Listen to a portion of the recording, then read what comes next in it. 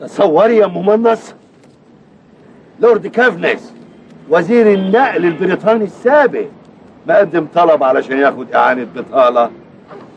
مسكين. اوه ماي جاد، لا حول الله يا ربي. صحيح يا شايف الجدع وتزويقه، يا ترى هو فطر ولا على ريقه؟ لا فطر ولا السحر، تلاقي عياله كمان مش لاقيين عيش يتعاشوا، جابوا بصل ودشوا. واحنا رحنا فين يا ابو منص؟ احنا رحنا فين يا كحيت؟ ده حتى بيقول لك من حالك اعذر اخوك. احنا في ايدنا ايه بس يا ممنص؟ ازاي يا كحيت؟ ازاي يا اخويا؟ ده الناس لبعضيها. ايوه اعرف لنا عنوانه ونبعت له اللي ربنا هيقدرنا عليه، واحنا في الشهر الكريم والزكا فيه واجب، وعلى رأي المثل قال يا مزكى على اخوك بكره الناس يفتكروك. وعجب. تقولي لي يا ممنص ايه اللي شدني اليكي؟ اقول لك انسانيتي. تسألني انا يا ابو منص ايه اللي شدني ليك؟ ريحتك. ايه ده؟ الله الله الله الله، معقولة يا زيزو؟ معقولة يا جانتي؟ معقولة يا كارتي؟ معقولة؟ مش معقولة أبدا. النهاردة رمضان فجائي يا ربي وكلت. المفروض أصوم. الله الله الله الله الله الله الله، دبرني يا زيزو. نفسي كده في رمضان ده ينوبني كم أستك ثواب كده. أعمل إيه بالظبط؟ مفيش غير حل واحد. قولوا تعمل موائد الرحمن يفطر فيها أندار الدايرة والسادة الموظفين. اقفز على المخزن العريان اللي الديدان ملياه والصراصير، وجيب لي رسالة أكل من الفاسد وزعه على الموظفين بتوع القهوة وعلى أهل الدايرة، خليهم يطفحوا، وسلم لي على المسخراتي. ليا ما عندهاش ذنب. تصوروا طلبت مني بمناسبة شهر رمضان 200 جرام مفيش. ايه المفيش ده؟ بتاع ده اللي بيتحط في الكنافة. يعني عرفنا الأولانية لما هنعرف الثانية. نهايته طلبت مني اجيب لها مفيش، قلت لها مفيش. كان زمان اسمه يميش، دلوقتي اسمه مفيش. احنا مش هتتحل مشاكلنا الا بكمبيالات المجاملة يا شاكر افندي. وتطلع ايه بقى كمبيالات المجاملة دي يا معترض افندي؟ شوف يا سيدي، انت تكتب لي كمبيالة بربع جنيه وانا اكتب لك كمبيالة بربع جنيه قابلة السداد في نفس اليوم والساعة. تروح انت البنك تطلب قرض ب50 قرش على ضمان كمبيالتي، وانا اروح بنك تاني اطلب قرض 50 قرش على ضمان كمبيالتك، ونتقرب من السداد. انا مستعد اسافر بلدنا وما ارجعش خالص، بس المهم اجيب المفيش اللي بتحط في الكنافه.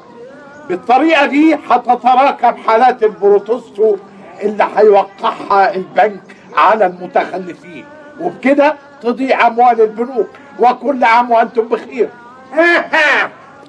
مساء الخير يا جماعه. لا ايه غلط. وايه اللي غلط يا جدعتي؟ انا اعترض. في حد يدخل على الموظفين يقول لهم مساء الخير؟ هيجي منين الخير؟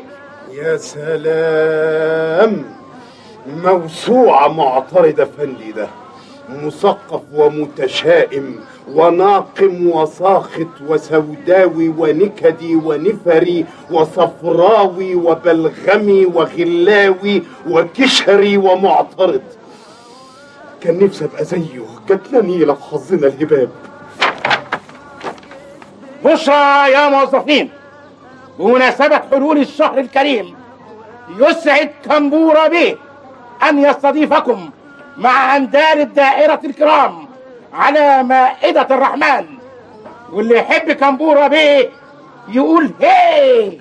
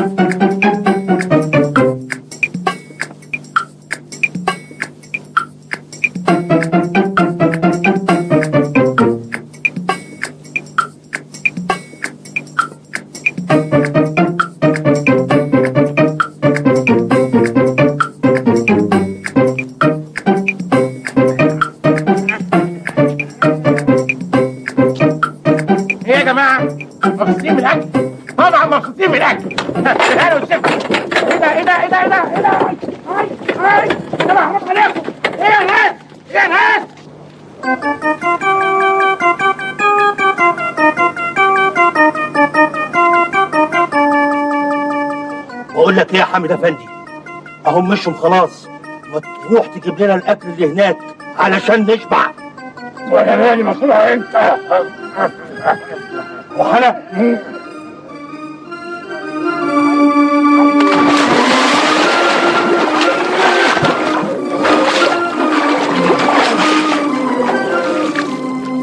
شايف اللي حصل؟ هو زمان دلوقتي قاسم هينقوا عليا يقول اتعشيت واستحميت ببلاش. ده تكميله في حظك الهباب. الله هاي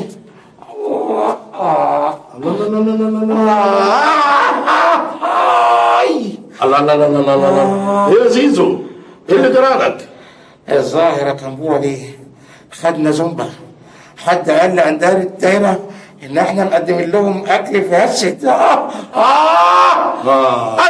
أكل فاسد على رأي المثل، خيرا تعمل شرا تلع. على رأي الواد خليل البواب، دلع الفقارة يفقع المرارة. خذ له، هو تاكلوه، أنا اللي باكل. ايه ده؟ كمبورة يا ساتر يا ساتر، وريني كده يا زيزو. ليا اسلوب انا، لا وعارف كل حاجه، يا ما جريت لي المواضيع دي بس مش بشكل ده. ضربت فعلا، أيوه، لكن ضربك ابنورمال.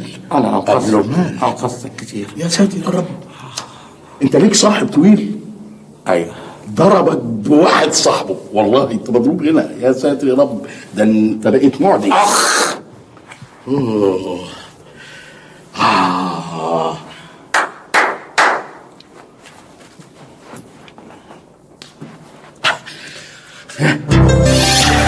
كلاتهم في كفر العناد ويا بيه بيقولوا لسعادتك بعد الايام ورمضان كريم، ومحملني كلام كتير قوي يا بيه اقول المعاليك، ولولا الملامه كنت جبت لك فانوس وانا جاي.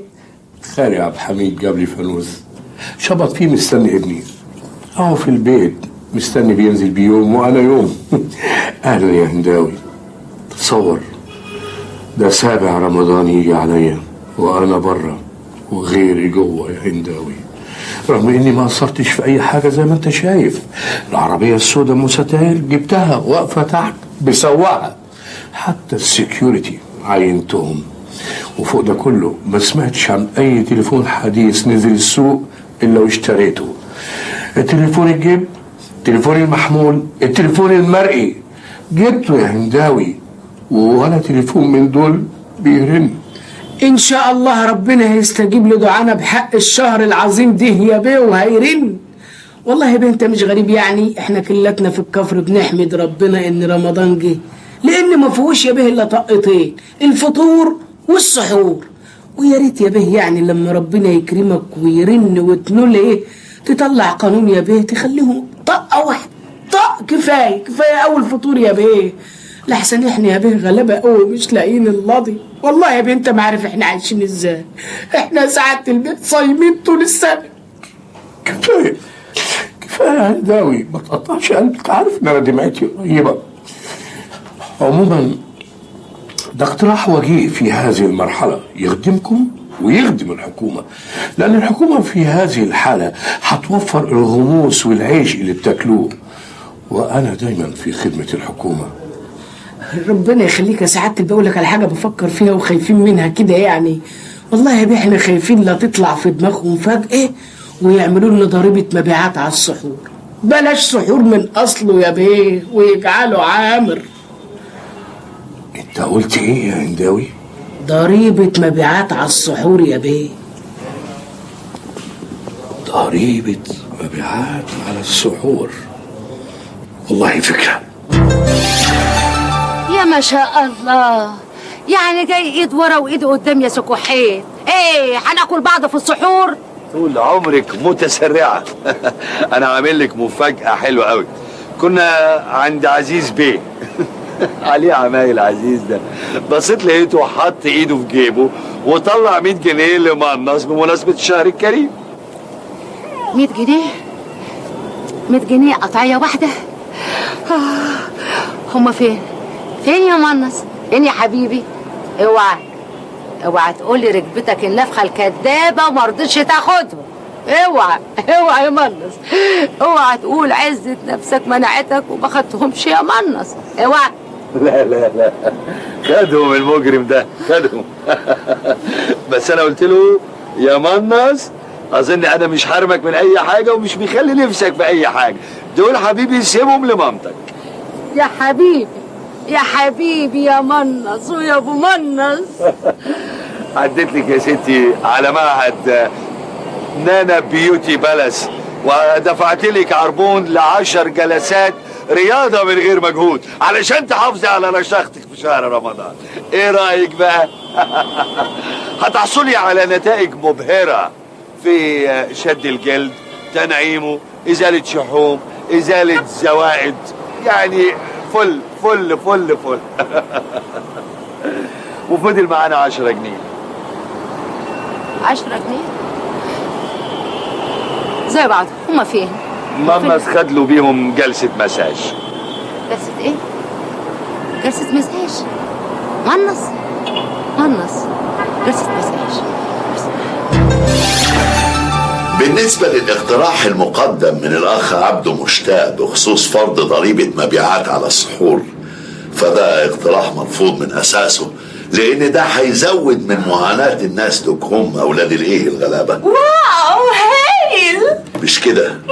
أنا شايف إن إحنا نفرض ضريبة مبيعات برضه، بس ضريبة مبيعات على الفطور، باعتبار إن المقتدرين من ولاد الناس دول هم بس اللي بيفطروا، ورمضان كريم وعود الأيام، وهنيئا لك يا فاعل الخير والثواب.